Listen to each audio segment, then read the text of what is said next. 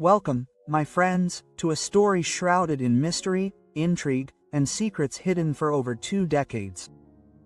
Princess Diana, forever etched in our hearts as the people's princess, left us with much more than memories of her beauty, grace, and untimely passing. But what would you say if I told you that after 27 years, something extraordinary happened at her final resting place? A discovery that shocked the world and changed everything we thought we knew about the princess's grave. Why was it opened? What did they find there? What secret lies hidden within the calm surface of that lake where she was buried all those years ago? Some say her grave holds a hidden message, a clue to a mysterious part of her life that has never been revealed before. Is this true? Stay with us as we uncover shocking revelations no one expected, and the rumors that have surfaced along the way.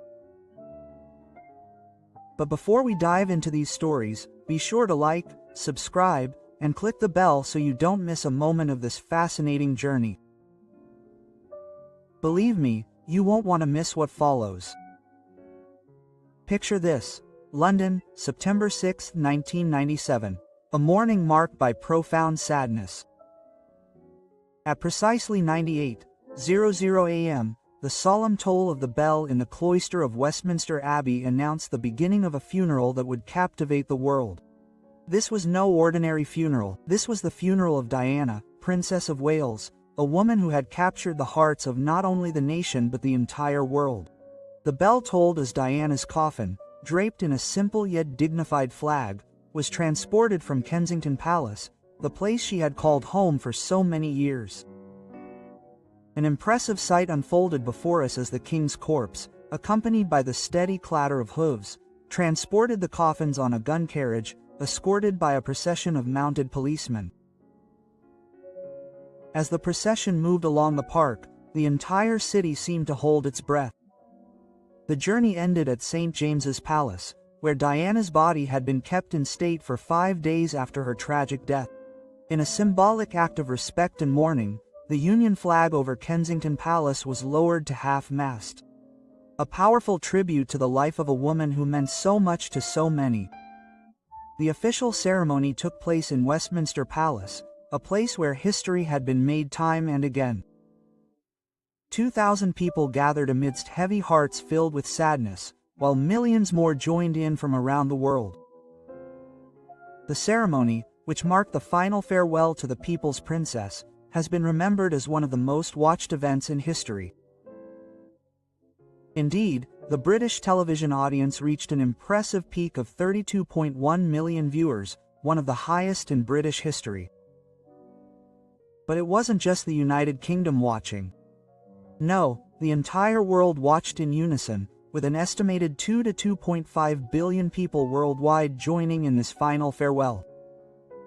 It was undoubtedly one of the greatest television events in history, a testament to the love and admiration the world held for Diana.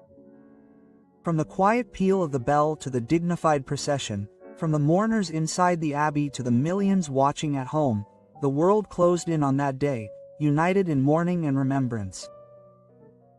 And as Diana made her final journey to her final resting place at Althorp, the memory of her extraordinary life will remain forever etched in the hearts of those who loved her.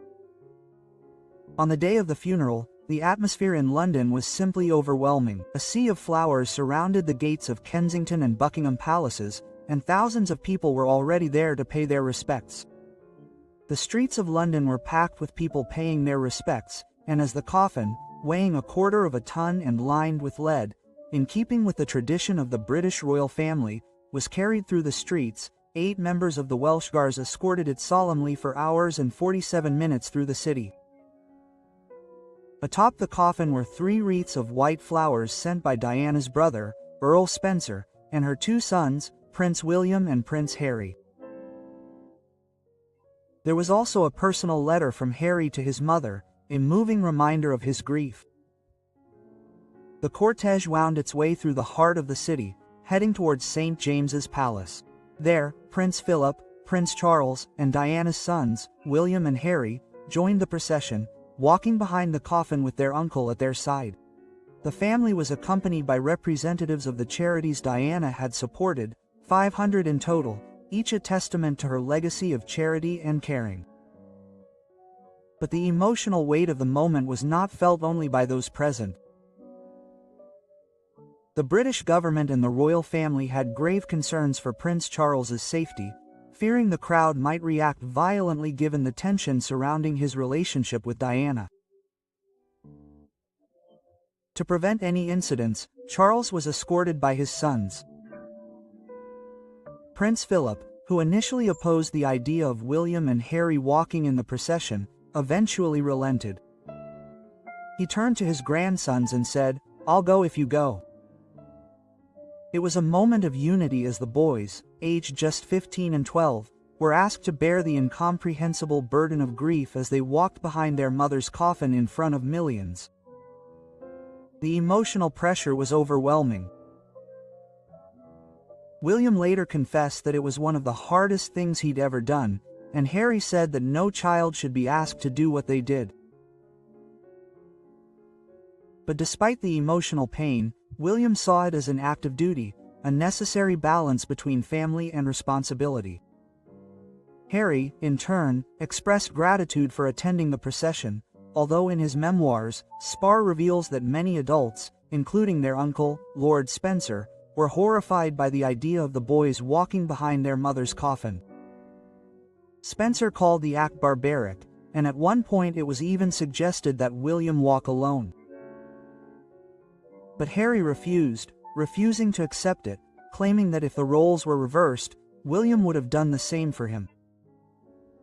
The cortege passed Buckingham Palace, where members of the royal family stood paying their respects in silence. Queen Elizabeth II herself bowed her head as the coffin passed. It was a moment of shared grief, a quiet yet powerful tribute from the Queen to a woman so closely entwined with British life. As Diana's coffin made its solemn journey through the heart of London, the streets were filled with over 1 million mourners. Some held flowers in their hands, while others simply stood silently, their hearts heavy with grief. The funeral procession was a moving testament to the love and admiration Diana inspired during her lifetime. As her coffin passed, flowers fell, a final, beautiful tribute from those who adored her. 2 enormous screens were erected in Hyde Park, allowing tens of thousands of people who couldn't make it to Westminster Abbey to participate in this historic farewell.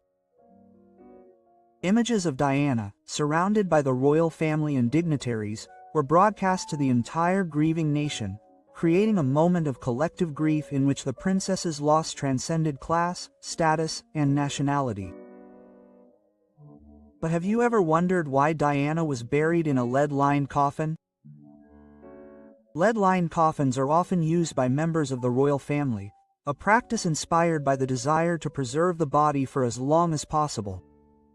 The lead lining slows the decomposition process by creating an airtight seal that prevents air from entering, which accelerates the natural processes of decomposition. Although heavier than traditional lead coffins, these coffins are not entirely made of lead. The additional weight is noticeable, as Welsh guards experienced when they had difficulty carrying the coffin during Diana's funeral. Sealing is done for several reasons. First, it ensures that if the body is ever exhumed, whether for historical or other reasons, the process can be carried out without the risk of emitting the odor of decomposition. It is also a decision of greater precision, ensuring a more secure and dignified preservation, especially when embalming is not possible. Although Diana's funeral was a moment of profound loss, her legacy remains a topic of reflection in many forms, particularly in popular culture. Recently, the Netflix series The Crown sparked controversy for its interpretation of the deceased royal. Darren McGrady, Princess Diana's former personal chef, publicly condemned the series for its portrayal of her death. McGrady, who worked closely with the royal family from 1982 to 1993, expressed outrage over the show's plan to depict Diana in an open coffin. Reports suggest the upcoming season will recreate the tragic moment after Diana's car crash in Paris, with scenes showing paramedics covered in blood trying to save her. One of the most controversial moments is said to be the scene in which King Charles identifies his late wife's body in a hospital in France, with Diana shown lying in an open coffin. However, Magrety, who was present in the Chapel Royal at St. James's Palace when Diana was laid to rest, explained that her coffin was closed during public viewings and the state funeral. He tweeted, "Princess Diana's coffin was closed as she lay in state in the Chapel Royal at St. James's Palace. I know because I was there. This final episode of The Crown is disgusting." The Crown's decision to present Princess Diana in an open coffin sparked outrage, particularly among those close to her, including her former chef Den Magrety. However, Magrety wasn't the only one to express concern. The controversy also spread among some of the show's cast, who felt it was a disrespectful and sensational way to portray Diana's death. The Crown has gained a reputation for taking creative liberties with historical events, but this storyline in particular crossed a line for many. The idea of presenting Diana's dead body in an open coffin struck many as a dramatic but inappropriate choice. According to one crew member, these scenes were uncomfortable to film. They even climbed onto the stage with Elizabeth in the coffin and played Diana as the deceased. Viewers will see a French priest giving her final prayers. The sacraments for Diana were announced. The team didn't stop there. The scene evolved into what many considered unnecessary drama. Prince Charles entered the room and burst into tears. In his hysterical state, he noticed that Diana was missing her earring. It was all he could focus on as grief overwhelmed him. Another crew member expressed his disgust. Princes William and Harry had never seen their dead mother in her coffin and should not have seen it, nor should the British public. There was a growing sense that the writers and producers were trying to gain ratings at the expense of sensitivity and respect for the royal family's grief. As the controversy grew, it became clear that some were deeply disturbed by the project. Everyone felt very uncomfortable during filming. Quote, "It's obscene and should be banned before broadcast," the crew member said. Driven by a desire for dramatic effect, the production, in their opinion, went too far. In response to the backlash, Netflix assured that the exact moment the car accident will not be shown in this controversial season. However, this was not enough to quell the storm. The reconstruction of the moments leading up to Diana's death and the way these moments were sensationally portrayed were seen by many as exploitative. Diana's close friend, Debbie Frank, her astrologer and confidant, joined the critics. Frank stated that it would be terrible for Princes William and Harry to see such a depiction of their mother's final moments. She explained, of course, that it would be terrible for Diana's children to have to watch it again. It is insensitive. Frank emphasized how Diana's tragic death deeply marked an entire generation. Quote, "I believe Diana's death and the accident were the greatest shock of our generation. It had a profound impact on the national psyche," she said. Although the producers of The Crown may have felt entitled to recreate these key moments for dramatic effect, those who knew Diana and her family had a completely different approach.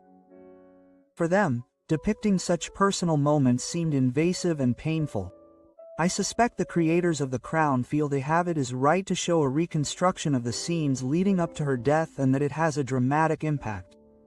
But those close to her think otherwise, Frank said. Kenworth, Diana's former bodyguard, echoed the sentiments of those close to her, suggesting that the depiction would be deeply disturbing for her children. William would find the scenes abhorrent, and Charles would be horrified, he said. The funeral took place later that day in a private and intimate ceremony attended by those closest to Diana during her lifetime. Her ex-husband, sons, mother, siblings, a close friend, and a clergyman were present. It was a moment of quiet reflection, filled with the immense pain of losing a woman who had captured the hearts of millions. Diana's body was dressed in a 3/4-length black wool gown by Catherine Walker, a designer she often chose. It was a dress she had chosen herself weeks earlier. a simple yet elegant choice reflecting her understated style. She wore a pair of black tights and matching black shoes. Each item had been carefully selected. In her hands was a rosary, an intimate gift from Mother Teresa, who died the same week as Diana. The rosary was a symbol of the deep spiritual bond between the two women, a reminder of their time together and mutual respect. Along with the rosary, Diana held a photo of her sons, an image that had accompanied her on many journeys. It had been discovered in her handbag after her death, and now it was placed in her hands as if she had held it in her final moments. Diana's final resting place was on an island in the grounds of Althorp Park, the Spencer family estate for generations. The precise coordinates of her grave, 52 and 28,382 million degrees N1 and 278 thousandths degrees, mark the place where she would remain, surrounded by the beauty and history of the family estate. The ground was consecrated by Bishop Peter Barrow before the burial, ensuring that this sacred act was performed with the utmost respect and reverence. However, it was the moments following the funeral service that sparked controversy and division. As the ceremony drew to a close, the royal banner that had covered the coffin Diana was removed. Paul Beryl, Diana's former butler, later claimed that the moment was not trivial. He stated that Diana's brother, Earl Spencer, had removed the royal banner just before the funeral, replacing it with the Spencer family flag. According to Beryl, the Earl's words were clear: "Now she is Spencer." This declaration resonated with tension and bitterness for years. Beryl did not hesitate to express his opinions on this act. He addressed the media, condemning these decisions as a personal blow to Diana's legacy. In his opinion, the gesture was less a tribute to Diana's will than a long-standing rivalry between the Spencers and the Wincours. Beryl believed it was inappropriate and disrespectful, a gesture that stripped Diana of the royal status she had always proudly worn. He emphasized that Diana would never have wanted this and that it was a deliberate act of exclusion, stripping her of the identity she so vehemently defended during her life. Earl Spencer, however, vigorously denied Beryl's allegations, calling them painful lies and issuing a statement to clarify the situation. According to him, the removal of the royal standard was planned in advance and carried out in a dignified manner. An officer of the Queen attended the process, and the decision was made with care and respect. For Earl Spencer, this act was merely part of the official ceremony, not a personal statement of conflict. Despite the official explanation, the tension between the public and private family dynamics remained, leaving a lasting sense of division and unresolved questions. Diana, the beloved princess of the people, was buried at the heart of her family history, but the final moments surrounding her burial will remain marked by complexity and controversy. In the days following Diana's tragic death, it was originally planned that she would be buried in the Spencer family vault in the local church in Great Brington, a village near her ancestral home. It seemed a natural choice, a resting place close to her roots. However, Diana's brother, Earl Spencer, had grave concerns. The public grief was overwhelming, and he feared that the small, quiet church would be inundated with visitors, making security and privacy difficult. For him, the key it was important that Diana's final resting place remain accessible yet peaceful. A place where her sons William and Harry, and other members of the Spencer family, could visit her privately, away from the chaos. Thus, a new plan was put in place. Diana was to be buried in a secluded spot in the grounds of Althorp Park, a place she knew well. The grave was to be situated on an island in a magnificent ornamental lake called the Round Oval. This picturesque lake was surrounded by lush gardens and hidden from public view. It was a place where the family could visit in peace, keeping memories of Diana close, without the constant disruption of crowds. To reach the island, a path lined with 36 trees was created. Each tree symbolized a year in Diana's life, creating a beautiful tribute to her short but significant journey. The path led visitors to the oval, where Diana would be laid to rest forever. In the calm waters of the lake, 4 black swans glided effortlessly, adding to the tranquility of the place. Lilies floated on the water's surface. Waterflowers, Diana's favorite, were scattered around the lake, and white roses, also dear to the princess's heart, were scattered around the lake. At the southern end of the round oval stood a pavilion, originally from the gardens of Admiralty House in London, now serving as a silent memorial to Diana. The pavilion was a place of reflection, a structure that connected Diana's past in London with her legacy in Halford. Nearby was an old arboretum, home to trees planted by the Spencer family over the years, adding to the atmosphere of family history and continuity surrounding the grounds. This decision to bury Diana in such a secluded location ensured that her final resting place would remain a private, intimate space where the Spencer family could come and mourn in peace, away from the prying eyes of the world. The interment was a solemn and moving event, marked by profound respect.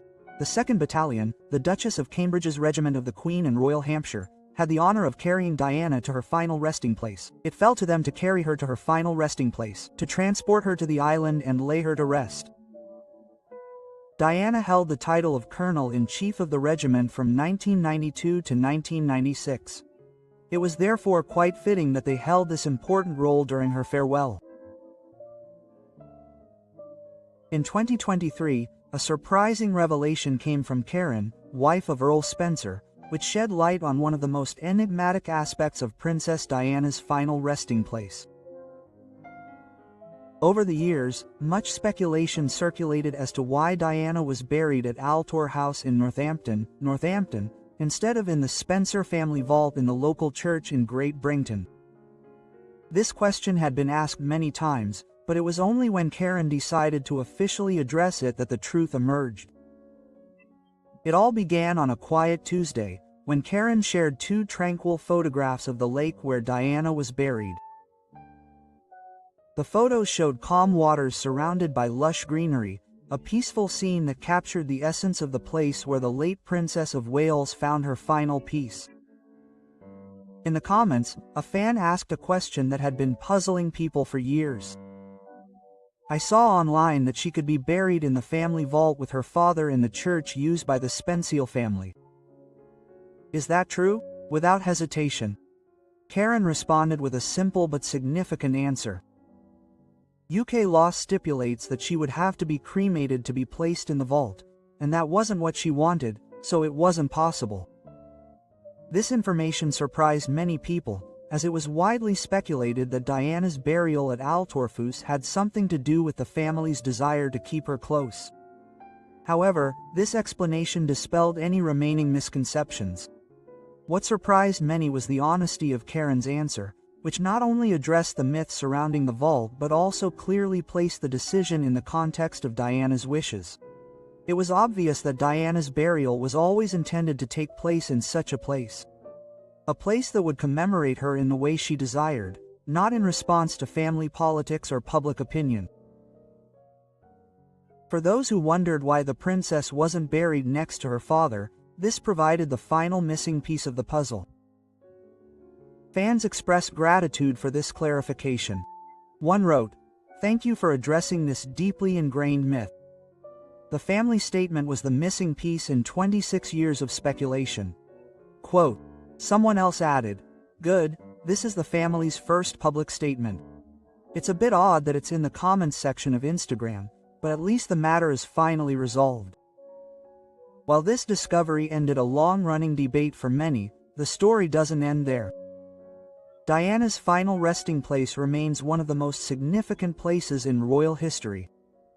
For her sons, Princes William and Harry, Althorp House has always been a place of personal reflection and remembrance. In his memoir, Prince Harry shared a touching detail about how Diana's final resting place was designed to ensure her privacy. He wrote, "The bridge was removed to give my mother privacy and to deter intruders."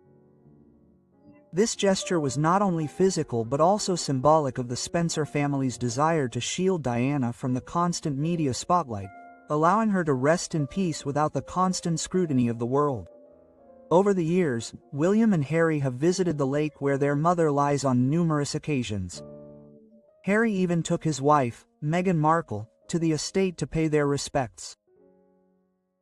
This place has become, in many ways, a sanctuary for the family, a quiet space where they can mourn without the prying eyes of the public. Yet amidst all this reflection, one question remains: did King Charles ever visit Diana's group?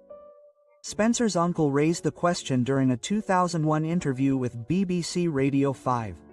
Prince Charles, as he knows, has an open invitation to visit the memorial, but he has not yet accepted, he explained.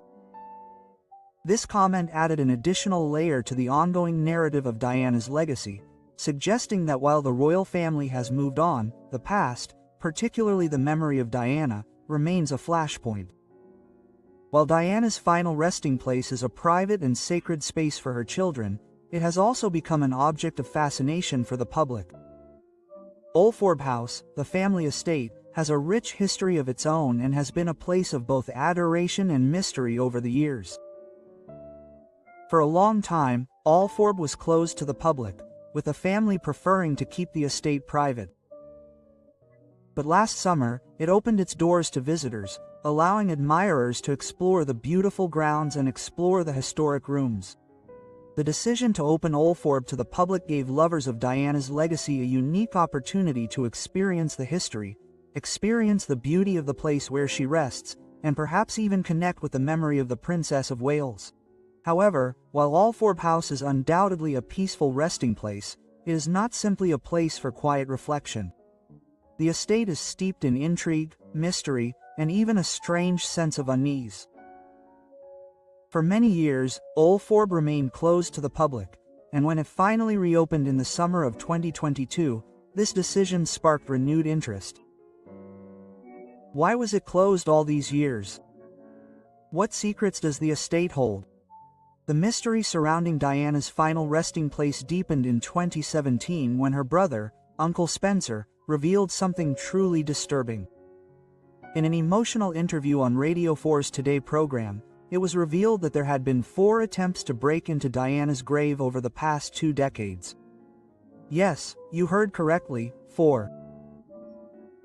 This discovery stunned many, painting a grim picture of the challenges Uncle Spencer faced in finding a safe resting place for his sister. During the interview, Uncle Spencer opened up about his deep fears in the chaotic days following Diana's death. "I wanted to protect her. If you remember the period surrounding the funeral, emotions were so high that I was very worried about where we could safely bury her," he explained. The outpouring of grief from the public, while genuine, also created an atmosphere of unpredictability and danger. The threat of vandalism and desecration loomed over her tragic death, something Uncle Spencer never took lightly. The thought that someone might try to disturb Diana's final resting place was deeply unsettling, but unfortunately, it was a reality the Spencer family had to face.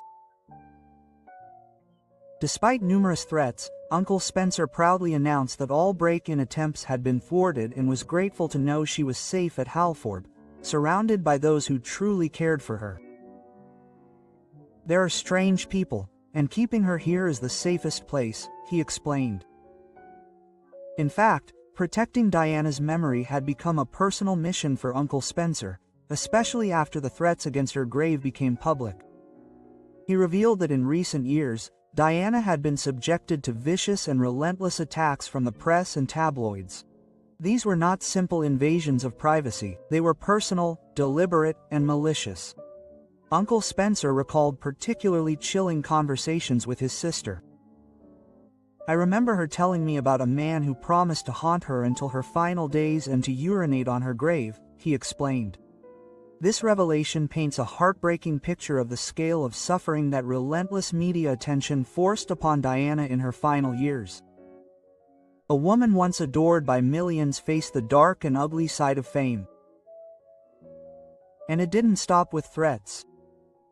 In Spencer, he also revealed that the pain he felt during his sister's funeral is something that still haunts him. "I still have nightmares about the horrific experience of that funeral."